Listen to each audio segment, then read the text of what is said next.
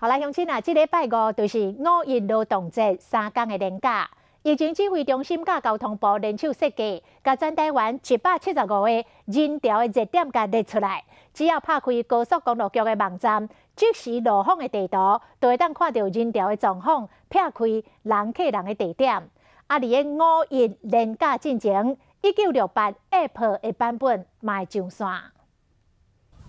5月7日连假，想要拍开人潮，会当先拍开高公局的网站。像我现在在台北市立动物园，现在这里没什么人，市警系统就会显示绿色正常。全台总共175个景点，亲像是一中街、垦丁大街，只要若人多，伊就显示红色，代表人客人；黄色是代表人袂少。透过停车场的一些管制，跟一些说明。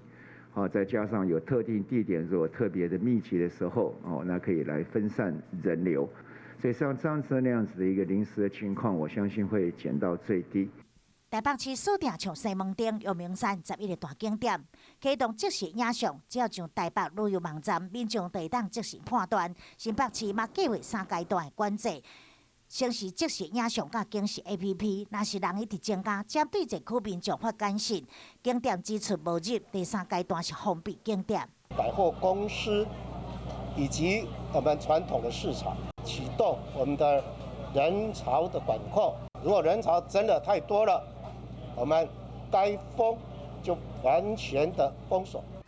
中央流行疫情指挥中心讲，夜市啊、甲市场将开放性的商宽，而且自治会做人流的管控，强调也是爱保持社交距离、甲挂嘴安，人潮聚集的场所也是卖去较好。